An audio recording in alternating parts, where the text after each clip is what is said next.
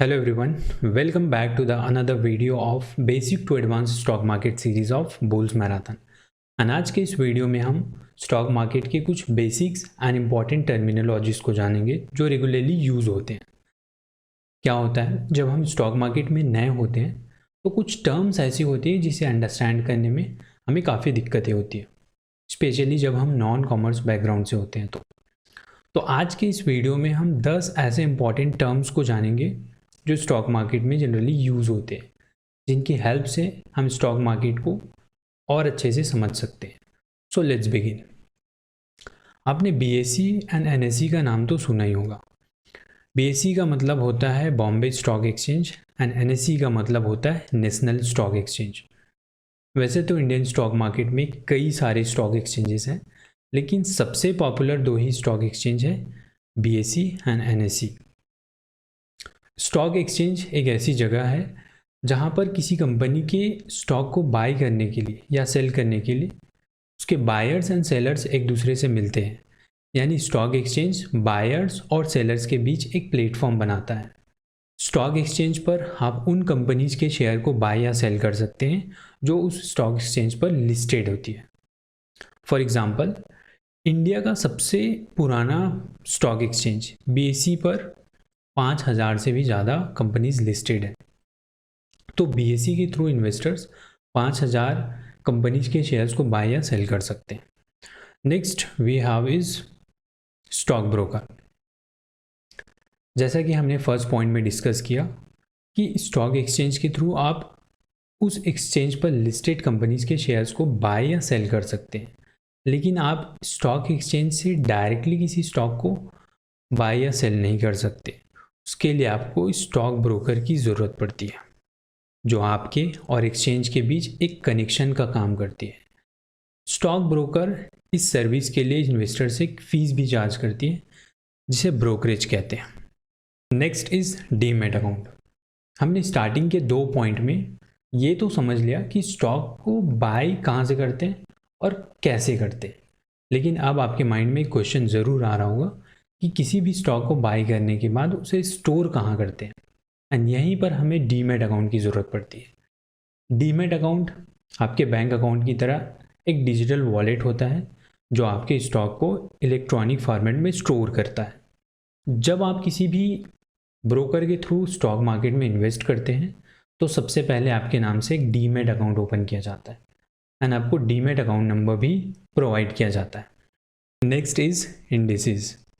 हमने ये तो समझ लिया कि स्टॉक्स को बाय या सेल कैसे करते हैं और कहाँ पर स्टोर करके रखते हैं, और इस प्रोसेस में ब्रोकर का क्या रोल होता है। लेकिन जब भी आप किसी ब्रोकर में अपना डीमैट अकाउंट ओपन करते हैं और उसके बाद उस ब्रोकर के ऐप या वेबसाइट पर लॉगिन करते हैं तो आपको सेंसेक्स एंड निफ्टी जैसी टर्म्स दिखाई देती है।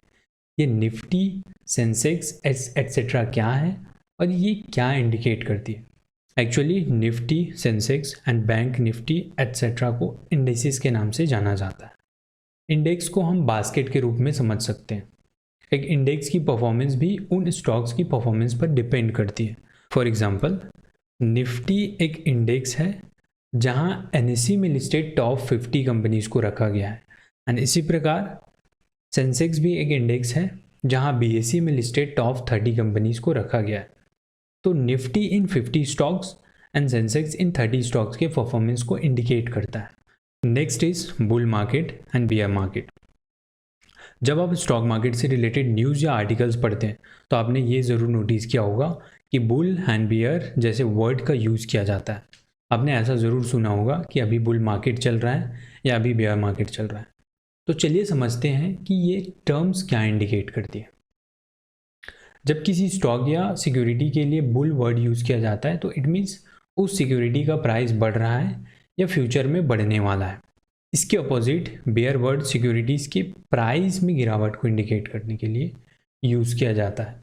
अगर कोई स्टॉक अपने बेयर फेस में चल रहा है तो इट मीन्स उस स्टॉक का प्राइस डिक्रीज हो रहा है।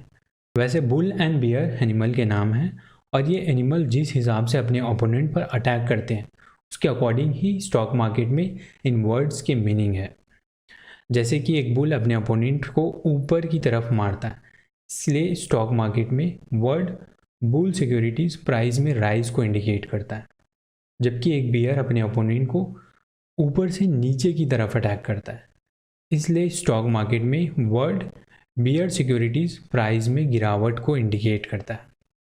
Next is SEBI, securities and exchange board of India. जैसा कि आप जानते ही होंगे कि स्टॉक मार्केट में डेली लाखों करोड़ों रुपए का कारोबार होता है, इसलिए इसकी मॉनिटरिंग भी बहुत ज़्यादा ज़रूरी है। तो इस पूरे इकोसिस्टम को सेबी यानी securities and exchange board of India द्वारा रेगुलेट किया जाता है। सेबी ये इंश्योर करता है कि सारी एक्टिविटीज़ जो है पूरी ट्रांसपेरेंसी के साथ हो रही है और किसी भी टाइप का कोई फ्रॉड नहीं हो रहा है। Next is liquidity. Stock market में लिक्विडिटी का मतलब ये होता है कि किसी स्टॉक को आप कितना इजीली बाई या सेल कर सकते हैं। कई बार ऐसा होता है कि आप कोई स्टॉक बाई करना चाहते हैं लेकिन उसके लिए मार्केट में कोई सेलर अवेलेबल नहीं होता, या इसके अपोजिट आप कोई स्टॉक सेल करना चाहते हैं लेकिन उसके लिए मार्केट में इनफ बायर्स अवेलेबल नहीं होते।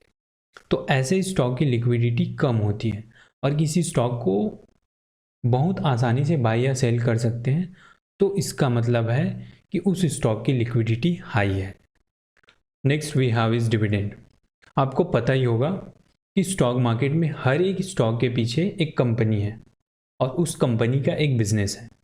तो जो कंपनीज अपने बिजनेस में अच्छा प्रॉफिट जनरेट करती है तो वो कई बार इस प्रॉफिट का एक पार्ट अपने शेयर होल्डर में डिस्ट्रीब्यूट करती है, जिसे डिविडेंड के नाम से जाना जाता है। अगर कोई कंपनी रेगुलरली डिविडेंड्स प्रोवाइड करती है तो ये इंडिकेट करता है कि कंपनी अपने शेयर होल्डर्स की केयर करती है और इससे शेयर होल्डर में कंपनी के लिए ट्रस्ट भी बढ़ जाता है।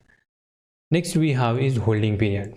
जैसा कि आपको इसके नाम से ही पता चल गया होगा कि होल्डिंग पीरियड वो टाइम है जितने टाइम तक आप किसी स्टॉक को होल्ड करके रखते हैं।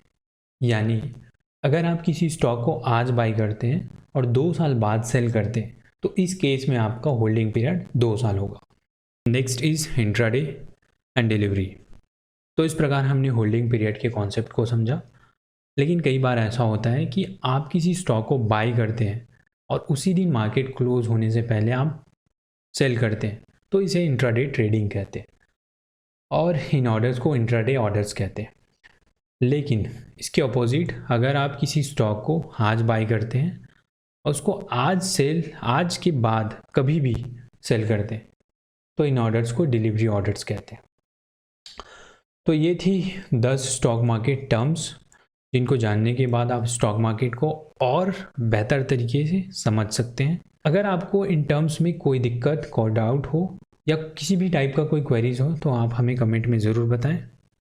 और अगर आपको वीडियो पसंद आई होगी तो वीडियो को लाइक एंड शेयर ज़रूर करें। Thank you.